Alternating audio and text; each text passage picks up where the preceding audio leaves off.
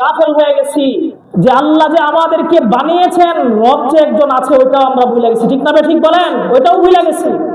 অথচ রব প্রতিনিয়ত আমাদেরকে স্মরণ করায় দেয়, এরে বান্দা আমি রব তোকে বানাইছি, কোন জিনিসের আমি রব থেকে তোরে গাফেল বানায় দিব। আমি যে আয়াতে কোরআনে কারীম তেলাওয়াত করেছি ওই আয়াতে আল্লাহ বলেন, সূরাতুল ইনফিতারের 6 নং আয়াত, ইয়া আইয়ুহাল ইনসানু মা গাররাকা বিরাব্বিকাল কারীম। মুহতারাম হাজিরিন, আল্লাহ পাক রব্বুল আলামিন মানব জাতিকে বলেন, ও মানব জাতি, কোন জিনিস তোকে আমি রব থেকে গাফেল করে দিল? কি এমন খাজানা পায়া গেলি, কি এমন সম্পদ পায়া গেলি যার কারণে আমি রব থেকে আজকে তুই গাফেল হয়ে গেলি, আমি রবকে তুই ভুইলা গেলি?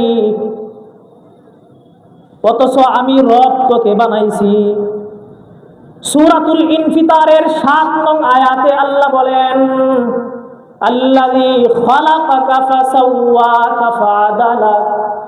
এই আমি রবকে জানোস, যেই রব আমি তোরে বানাইলাম, তোকে সুবিন্যস্ত করেছি, সুগম করেছি, শুধু তোকে বানায় এখন তো নয়, আমি রব আল্লাযী খালাকা আবিক ওয়া উম্মিক, যেই রব তোর মাকে বানাইলাম, তোর বাবাকে বানাইছি। শুধু তাই না, আল্লাযী খালাকাস সামাওয়াতি ওয়াল আরদ, এই এমন রব যেই রব থেকে তুই গাফেল হয়ে গেলি। কোন রব জানিস নি? যে রব আসমান বানাইছি, জমিন বানাইছি। এই কোন রব থেকে তুই গাফেল হয়ে গেলি? এমন রব আল্লাযী খালাকা কুল্লা শাইইন, যেই রব গোটা কুল কায়নাতের ভিতরে যা কিছু আছে সব কিছুকে বানাইছি আমি রব। ওই রব থেকে তুই আজকে গাফেল হয়ে গেলি। এরে বান্দা, কি এমন খাজানা পাইলি, কি এমন দুনিয়া পায়া গেলি যার কারণে আমি রবকে তুই ভুইলা গেলি? অথচ আমি রব তোকে বানাইছি, এমন ভাবে তোকে বানাইছি, আল্লাহু আকবার। এই আজকে তোর বড় এই শরীর হয়ে গেছে, টাকা পয়সার মালিক হয়ে গেছ, দুনিয়া তোমার হাতে আইসা গেছে, দুনিয়া পায় আজকে তুমি আমি রবকে ভুইলা গেছ। কিন্তু হ্যাঁ, একটা সময় তো এমন ছিল যেই সময়ে তোমার কোনো অস্তিত্ব ছিল না, এই তোমার কোনো নাম ও নিশানও ছিল না। আমি রব তোকে অনস্তিত্ব থেকে অস্তিত্ব দান করেছি। আল্লাহ পাক রব্বুল আলামিন সূরাতুদ দাহরের 1 নং আয়াতের ভিতর বলেন, হাল আতা আলাল ইনসানি হিনুম মিনাদ দাহরি লাম ইয়াকুন শাইআম মাযকুরা। এইখানে আল্লাহ পাক রব্বুল আলামিন প্রশ্ন করতেছেন জাতিকে, মানবকে প্রশ্ন করতেছেন, এরে আমার বান্দা, একটা সময় কি এমন ছিল না যেই সময়ে তোর কোনো অস্তিত্ব ছিল না, তোর কোনো নাম ও নিশান ছিল না, এই কোন অস্তিত্বই তোর ছিল না? কুনতা মাআম মাহিনা। এরে বান্দা, তুই কেবল নাপাক এক ফোঁটা পানি ছিলিস, নাপাক এক ফোঁটা পানি, এক ফোঁটা নাপাক পানি ছিলিস মাত্র, তোর কোনো অস্তিত্বই ছিল না। আজকে তোর অস্তিত্ব হয়ে গেছে, শরীরে শক্তি আসা গেছে, টাকা পয়সার মালিক হয়ে গেছিস, এই জন্য তুই আরেকজনের দিকে এই চোখ বড় করে তাকাস, আরেকজনকে তুই হাইলাইট করে চলস। বেটা, এই তোর নিজের দিকে তুই তাকায় দেখ, তোর পিছনের ব্যাকগ্রাউন্ড দেখ, তোর পিছনের ব্যাকগ্রাউন্ড কি ছিল? তুই কেবল এক ফোঁটা নাপাক পানি ছিলিস। তোর পিছনের ব্যাকগ্রাউন্ড যদি তুই তাকায়া দেখিস তো তোর নিজের দিকে তাকাইলে তোর লজ্জায় মাথা হ্যাক হয়ে যাবে। বেটা, আরেকজনকে নিয়ে বাহাদুরি করার সময় তো থাকবে না। ঠিক না? ঠিক বলেন? আল্লাহ বলেন, কোন অস্তিত্বই তোর ছিল না, কুনতা মাআম মাহিনা, কেবল তুই এক ফোঁটা নাপাক পানি ছিলিস। আল্লাহ বলেন, কুনতা মাআম মাহিনা, এরে বান্দা, তুই তো এক ফোঁটা নাপাক পানি ছিলিস, তোর কোনো অস্তিত্বই ছিল না। সলবি আবিক কাওয়াইবি উম্মিক, পিতার পিঠে আর মায়ের সিনায় তোর অবস্থান ছিল। আখরাজতু, সেইখান থেকে আমি রব তোকে বের করেছি।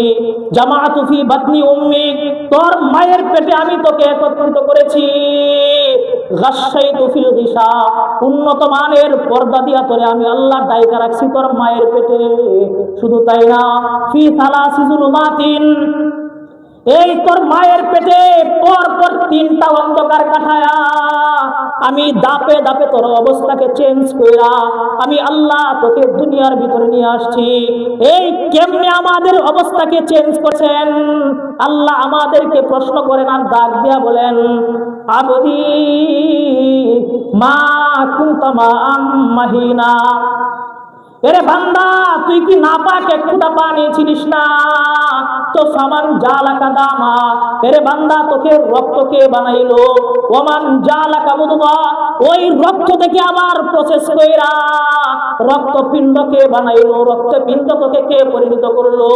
ওমান জালাকা ইজামা, এরে বান্দা তোর শরীরে হাড্ডি কে বানাইলো? এই তোর শরীর তো হাড্ডি ছিল না, রক্ত ছিল না, রক্তপিণ্ডও ছিল না, আমি তোর শরীরে রক্ত বানাইলাম, আমি তোর শরীরকে রক্ত থেকে আবার তোর শরীরে রক্তপিণ্ডের পরিণত করলাম।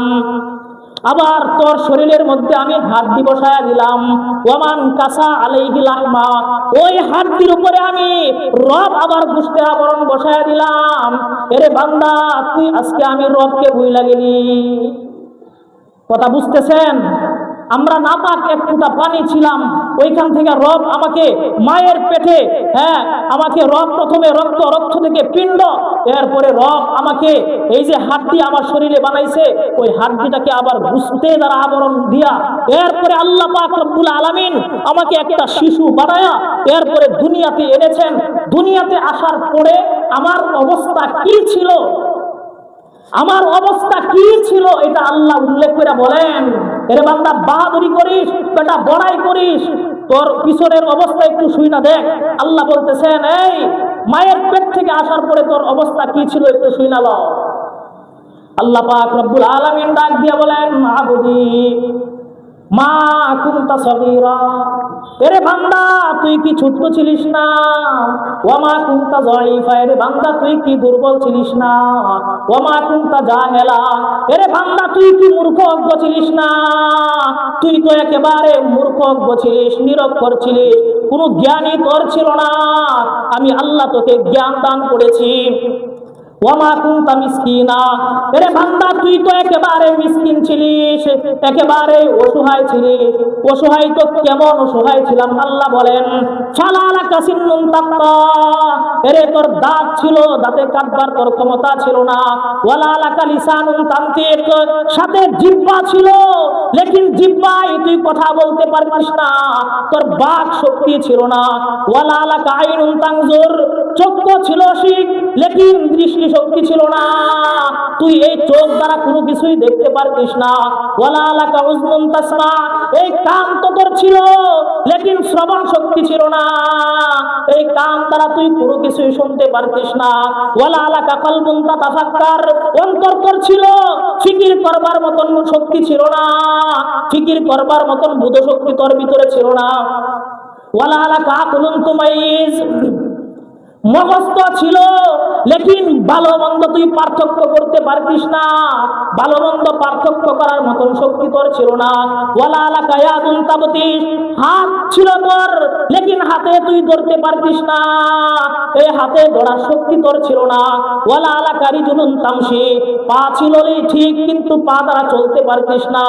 ফাকাত তাতাহাররাক, এরে বান্দা তুই কেবল একটু নড়াচড়া করতে পারতিস। আল্লাহু আকবার। আল্লাহ আমাদেরকে বলেন, এই বেটা আজকে তুই আমি রব থেকে গাফেল হয়ে গেলি, অথচ আমি তোকে এইভাবে বানাইলাম। ওই যে যখন তোর কোনো কিছুই তোর ক্ষমতা ছিল না, দুনিয়ার কেউ যখন তোর সঙ্গী ছিল না, ওই সময় আমি রব তোর সঙ্গী ছিলাম। বলেন না সুবহানাল্লাহ। এই যখন হাঁটতে পারতাম না, এই যখন হাত ছিল ধরতে পারতাম না, এই কান ছিল শুনতে পারতাম না, জিহ্বা ছিল ঠিক কথা বলতে পারতাম না, ওই কঠিন মুহূর্তে যখন আমার অসহায় অবস্থা, ওই অসহায়িত্ব অবস্থায় দুনিয়ার কোনো মানুষ আমার সঙ্গী হয় নাই, ওই কঠিন সময়ে একমাত্র রব আমার সঙ্গী ছিলেন। বলেন না সুবহানাল্লাহ। আল্লাহ বলেন, এই তোকে অস্তিত্ব থেকে একেবারে অস্তিত্ব থেকে আমি আল্লাহ অস্তিত্ব দান করলাম।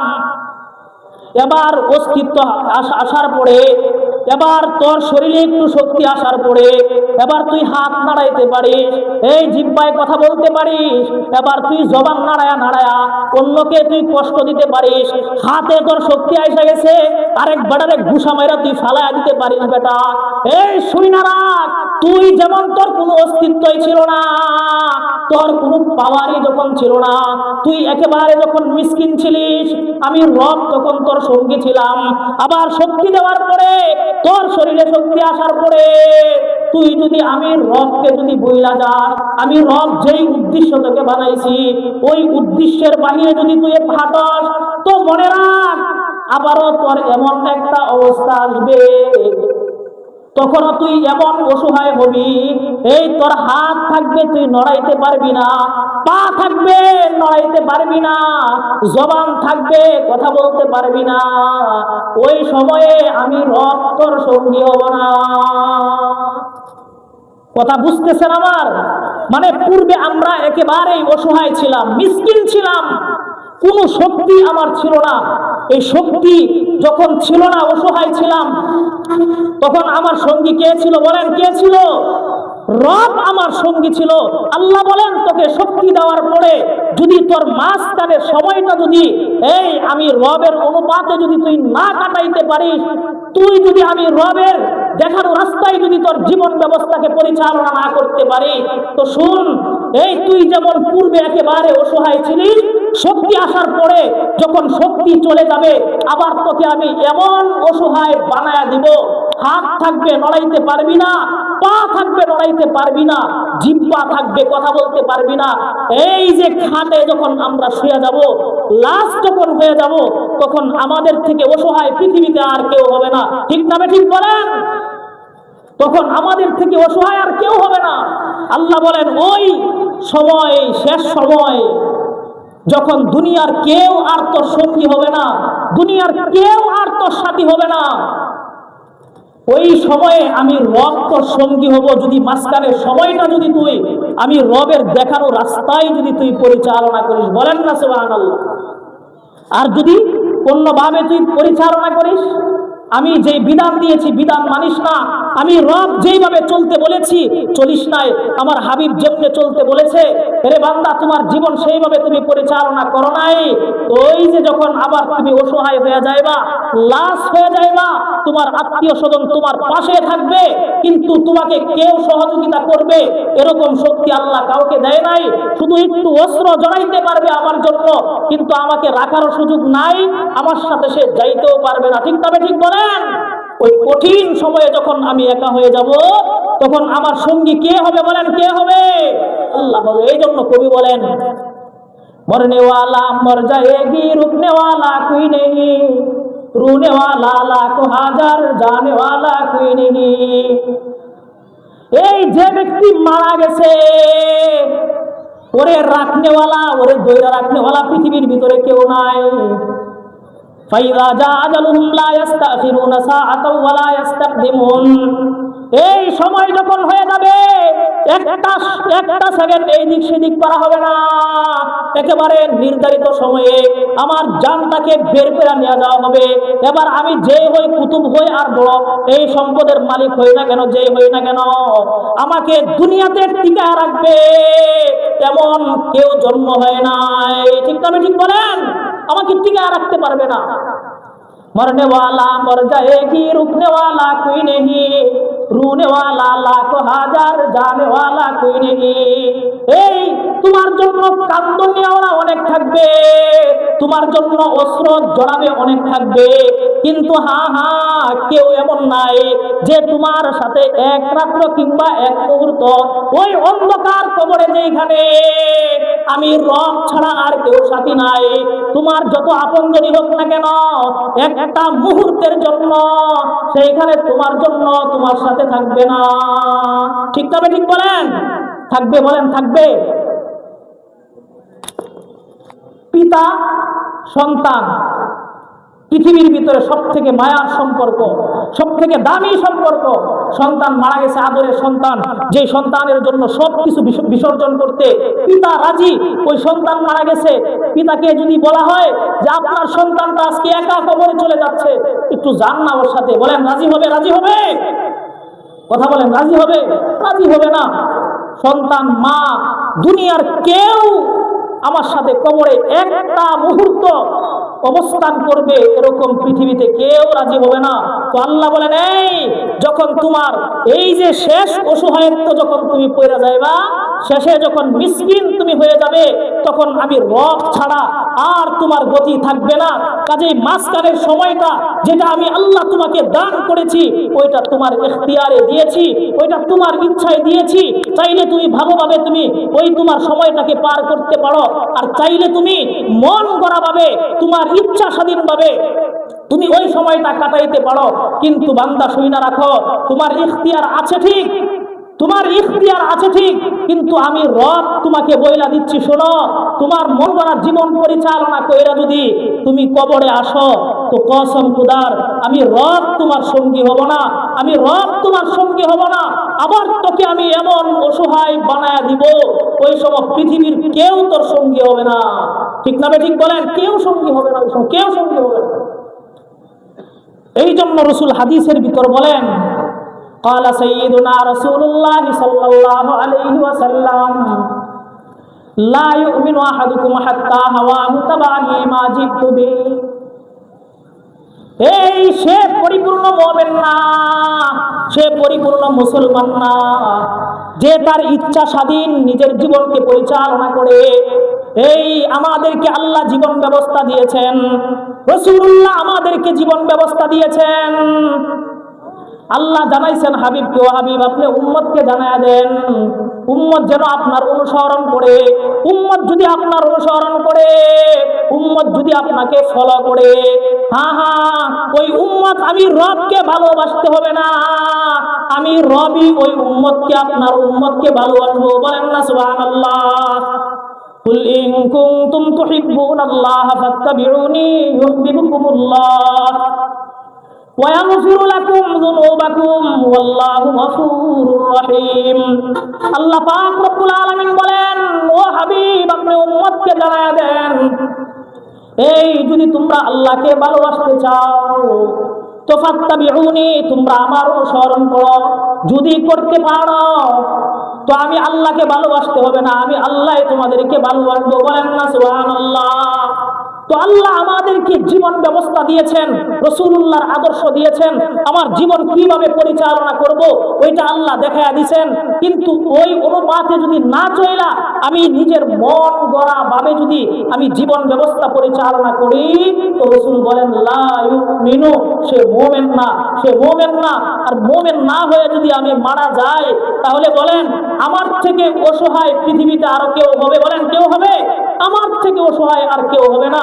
কাজেই দোস্ত সময় নাই, যে আলোচনাগুলা এই পর্যন্ত করলাম, যে আল্লাহ আমাদেরকে বানিয়েছেন আশরাফুল মাখলুকাত হিসাবে, শ্রেষ্ঠত্ব ঘোষণা করেছেন, উদ্দেশ্য একটাই, রবের গোলামি করা। বলেন কার গোলামি করা? রবের গোলামি করা। যদি দাসত্ব করতে পারি, গোটা কুল কায়নাতকে আমাদের দাসত্ব বানায় দিবেন, গোলাম বানায় দিবেন। এবং রব আমাদেরকে এত আদর কইরা মোহাব্বত কইরা বানাইছেন, উদ্দেশ্য একটাই, শুধু আমার গোলামি কর, আমার গোলামি কর। মন গড়া তোর জীবন পরিচালনা করিস না, যদি করিস তো অসহায় হয়ে যাবি, ওই সময় আমি রব তোর সঙ্গ দিব না।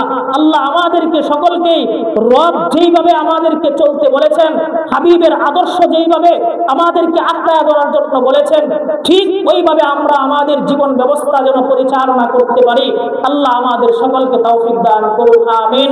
ওয়া মা আলাইনা ইল্লাল বালাগ। এখন নামাজের জামাত হবে, আর মাত্র 4 মিনিট সময় আছে। আমরা যাদের ওযু নাই